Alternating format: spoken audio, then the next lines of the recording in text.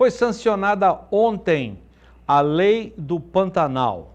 Em mais de 200 anos de exploração sustentável do Pantanal, é a primeira legislação voltada exclusivamente ao bioma.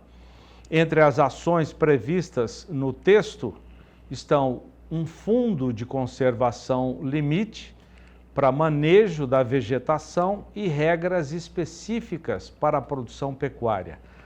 O evento, ontem em Campo Grande, Mato Grosso do Sul, teve a presença dos ministros do Desenvolvimento Wellington Dias, do Meio Ambiente Marina Silva e do Planejamento e Orçamento Simone Tebet. Mas esse é um projeto do governo de Mato Grosso do Sul.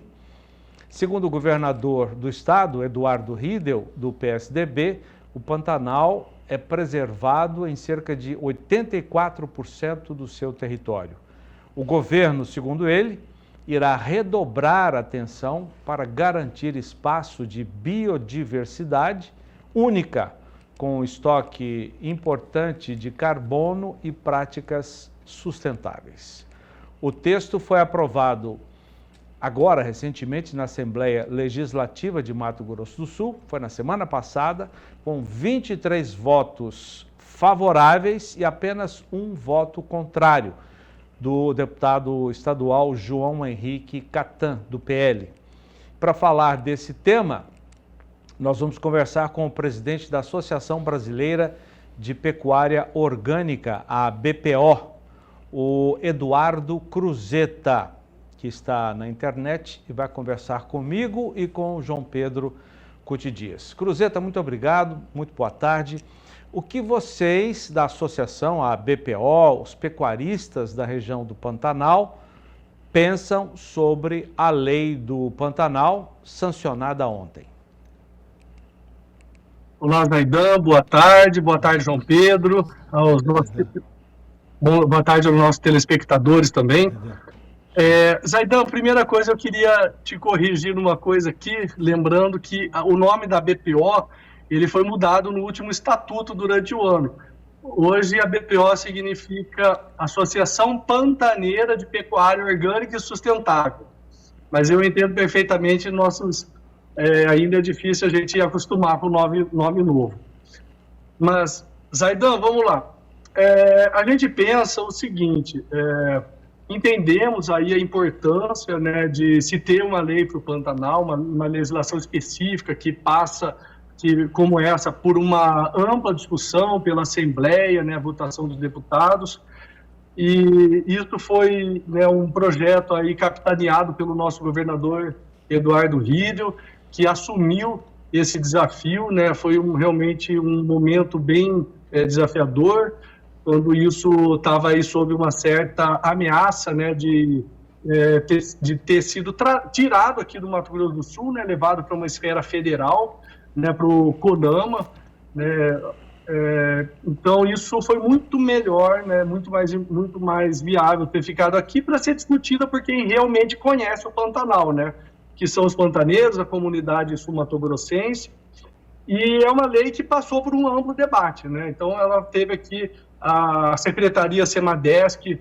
aqui como nosso órgão estadual representando o Estado nesse debate, mas teve a participação do Ministério do Meio Ambiente, que foi muito ativo e participativo, e todas as entidades nossas de produtores, a FamaSul nos representando, né, o Sindicato Rural de Corumbá, mas com participação efetiva da BPO, da Sodepan, Viva Pantanal e outras entidades de produtores, assim como entidades ambientalistas também participaram desse debate, né? Então, foi realmente um papel muito forte aí da SOS Pantanal, do IHP, do Pontes Pantaneiras, que é um movimento que busca agregar diversos setores do Pantanal, e com a ciência também participando efetivamente. Então, Embrapa Pantanal, universidades, a Universidade Federal, a comunidade científica também participou.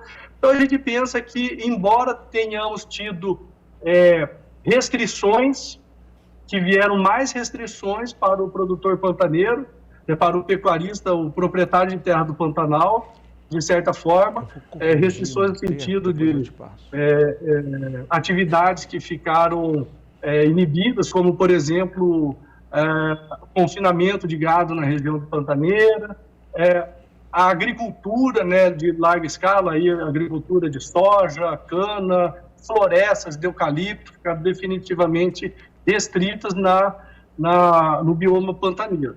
Embora tenha tido essas restrições, a gente teve avanços também. Cruzeta, avanços.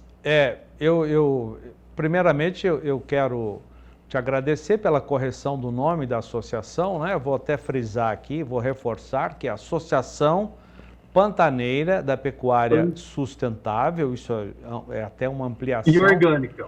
E orgânica também, quer dizer, o caráter... Orgânica e sustentável. O caráter orgânico se mantém na atividade de vocês, até um nicho importante de produção também. Então, pelo que você disse até agora, nós queremos até aprofundar. Há restrições à atividade pecuária com essa lei, mas há avanços. Eu queria que você falasse também sobre os avanços que são possíveis após essa lei sancionada ontem, mas antes tem uma pergunta aqui do nosso companheiro João Pedro Cutidias. João. Cruzeta, tudo bem? Cruzeta, você hoje, como você falou, tem muita limitação, se criou mais limitações em cima da questão da convivência do homem no Pantanal, no bioma pantaneiro. Para você melhorar a produtividade, você tem dificuldades hoje de levar alguns insumos, a logística é muito difícil no Pantanal, você tem uma série de problemas. Como é que você, como pecuarista, vai enfrentar essas questões visando melhorar a produtividade, porém com as limitações que possam ser geradas pela nova legislação e também pela questão da dificuldade, em termos principalmente de logística, que limita muito ao transporte, a levar esses insumos para você melhorar as pastagens já estabelecidas no Pantanal? João Pedro, ótima a sua pergunta. E, bom, você sabe que eu já faço, já coloquei aqui algumas vezes em conversas nossas, o manejo de pasto, né, o manejo do rebanho, ajuste da capacidade de suporte na fazenda, são grandes medidas que a gente pode fazer para melhorar essa produtividade nossa, né, adequar a produtividade nossa. Mas no nosso caso de Pantanal, devido às restrições impostas, principalmente de logística, que encarece muito o transporte de material, por exemplo, se a gente for falar numa correção de solo, um calcário, usar uma adubação ou algo assim, isso, como encarece muito, eu tenho usado e recomendo para os meus amigos também usar bastante a questão dos biológicos, né? Insumos biológicos, que funcionam, a gente já teve resultados positivos na fazenda, e eles funcionam muito bem associados a um bom manejo, né? Então, você tendo ali essa matéria orgânica no solo, sendo incorporada, uma biomassa ali de capim mantida, né, uma biomassa ajustada, condições de fazer um bom manejo associado com insumos biológicos, a gente pode conseguir excelentes resultados ainda melhores do que já vimos hoje. Bom, isso aí é muito importante até para você valorizar a carne produzida nesse bioma, né? Você hoje consegue receber um valor um pouco melhor do que as demais regiões do Brasil em cima dessa variável. Isso é muito importante, né, Cruzeta? Porque você vai vender por exemplo, o fato de você não usar nenhum fertilizante sintético com a base de nitrogênio, por exemplo, e você usar um biológico para fixação biológica de nitrogênio, você cria uma diferença competitiva extremamente favorável. O que nós precisamos fazer é que o pecuarista faça isso no Pantanal e principalmente a associação de vocês mostre aos consumidores a maneira, os protocolos que vocês usam e a qualidade dessa carne que vai ser produzida. Então, João Pedro, legal você tocar nisso, porque a gente está, nesse momento, discutindo também o nosso, que é uma espécie de protocolo de produção da carne do Pantanal, indicação geográfica da carne do Pantanal. E nós vamos orientar e sistematizar formas de incluir e recomendar esse uso nesse protocolo. Né? O que a gente não vai é restringir a isso, porque nesse tipo de protocolo você precisa deixar de forma aberta, porque também o Pantanal ele tem muitas realidades hoje, né? E tanto é que você tem regiões do Pantanal hoje que tem viabilidade para plantar soja, né? Que tem viabilidade para plantar grandes culturas. Né? Claro que isso está restrito aí a uma região do Pantanal, que agora foi limitado por essa nova legislação, né? Mas são diversas regiões. Né? Então, cada caso é um caso. Cruzeta, você já nos trouxe aqui que a partir de agora não é permitido fazer confinamento de bovinos no Pantanal, é o que está previsto na lei. Mas você disse que também há avanços a partir da legislação. Quais são esses avanços? Bom, com relação ao confinamento, não é permitido fazer novas estruturas grandes de confinamento, né? Tem alguma previsibilidade ali de você fazer para atender uma situação da propriedade emergencial, coisas mais limitadas. Bom, com relação ao que você perguntou de avanços, a gente tem uma situação muito interessante que foi a composição de um fundo que visa a rentabilização, a remuneração e o pagamento de serviços ambientais. Né? Então, o governo aqui, ele destinou isso, né, e colocou em lei a criação desse fundo. É um fundo importante, já nasce aí com recursos da ordem de 40 a 50 milhões de reais por ano, e ele vai ter, né, entre as destinações ali, esse pagamento de serviços ambientais, que Zaidan, como a gente vê, o produtor, o proprietário de terra, produtor rural, pecuarista, pantaneiro e brasileiro, ele além de produzir alimento, além de produzir commodity, divisas para o país, ele é um produtor de biodiversidade também. Só de ter as suas áreas de reserva legal, de APP, de ele estar conforme com isso, ele está com isso bem controlado e bem cuidado dentro da sua fazenda, ele está produzindo biodiversidade para benefício da sociedade, para benefício de toda a humanidade. Então, isso já é um início, apenas um início, esse fundo é algo inicial, mas que sinaliza essa disposição da sociedade, né, porque o Estado, afinal, o governo, ele é um representante da sociedade, em remunerar e rentabilizar esse produtor de biodiversidade. Né, a gente começar a olhar para o produtor rural como um produtor de biodiversidade também. Cruzeta, vocês enfrentaram 2 anos atrás um problema sério de fogo no Pantanal. Nós estamos vivendo um momento de mudança climática, uns questionam isso, mas a temperatura média aumentando, os períodos de seca mais intensos, os próprios rios pantaneiros em alguns momentos ficaram diminuindo muito a vazão deles. Como é que estão, qual é as propostas que vocês têm para prevenir essa questão de fogo no Pantanal? Essa discussão do fogo ela está muito em voga agora, né? E a gente está assistindo aí desastres, né, ambientais acontecendo, porque o fogo, quando pega de forma descontrolada em áreas que obtiveram grande acúmulo de biomassa nos últimos anos, isso vira realmente um desastre, né? Você perde o controle e isso está acontecendo o que a gente está vendo aí. E com esse período aí que a gente teve de estiagens muito mais prolongadas, né, isso realmente afeta bastante.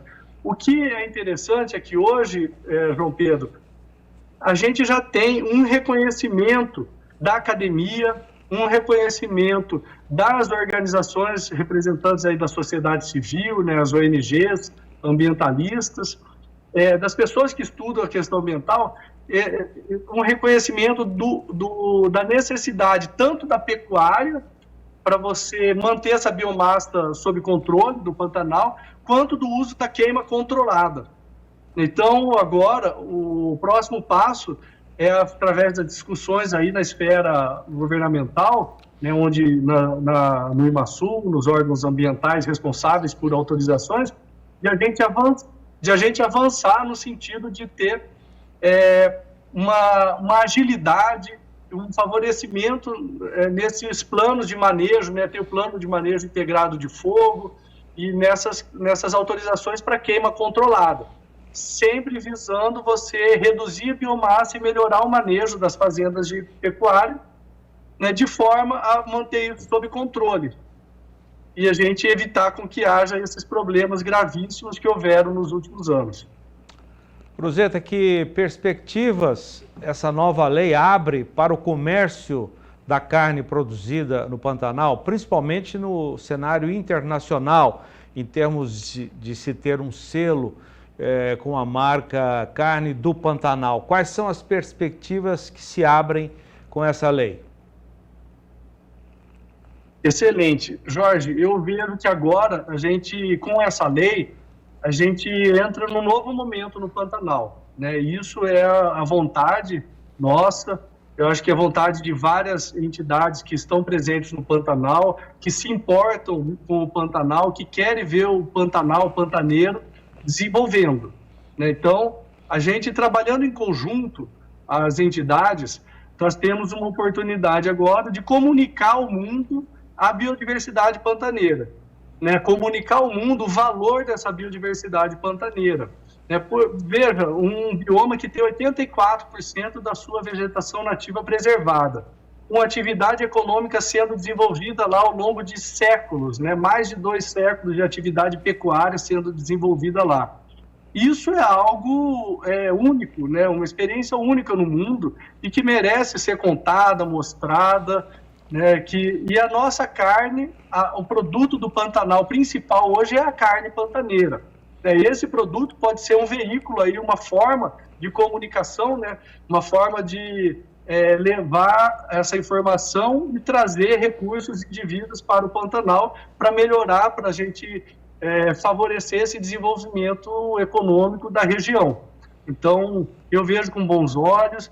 Eu acredito que agora, em unidade aí com essas diversas entidades, tem várias organizações que estão presentes no Pantanal, que têm recursos, que têm uma excelente interlocução com a sociedade, né? E que, então, eu acho que a gente tem agora um caminho, um novo caminho para percorrer, e eu espero que seja um caminho de desenvolvimento, de crescimento e de melhoria para toda a região.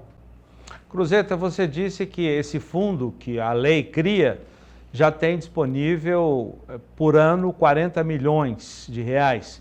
Como é que será a aplicação desse fundo? Quem é que vai administrar?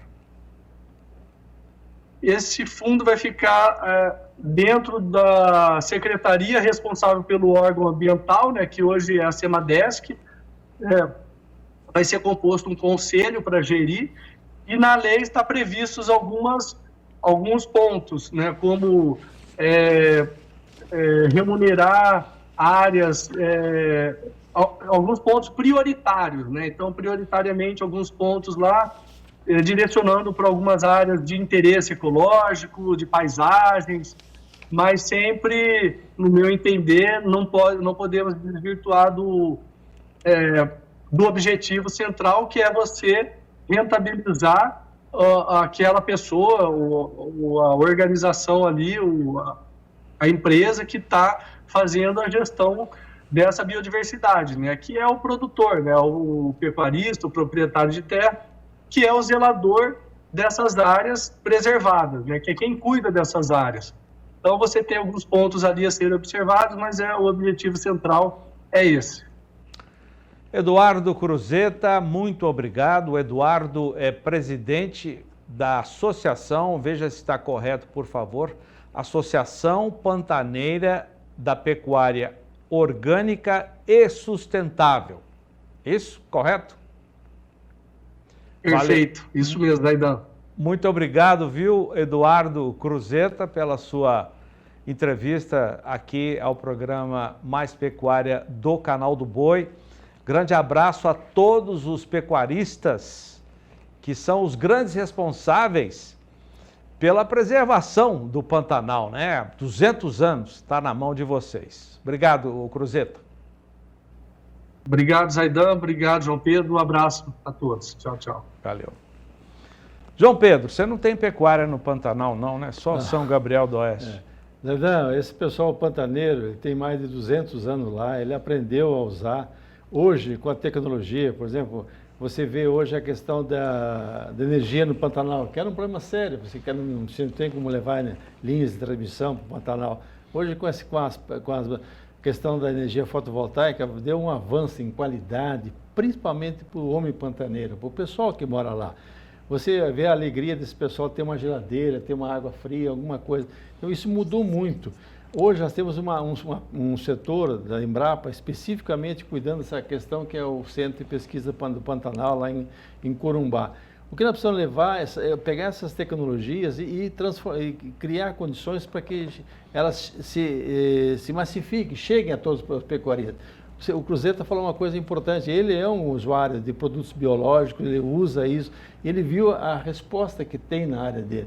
Nós precisamos fazer que em outras áreas... Isso agrega valor à carne, João Agrega Pedro. valor à carne, melhora a produtividade da fazenda, ele aplica em piquetes que você tem desmama para colocar o bezerro, ou piquetes de terminação para chegar ao animal a ponto de abate, enfim, uma série de coisas. Então, hoje, usar a tecnologia para aproveitar, usar melhor os recursos naturais do Pantanal é o grande caminho.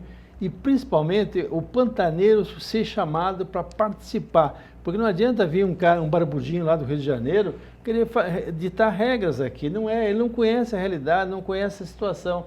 É importante isso que o Cruzeta ressaltou. Ou seja, essa lei ela foi discutida com toda a sociedade, mas principalmente pelo homem pantaneiro que está lá e que conhece o problema.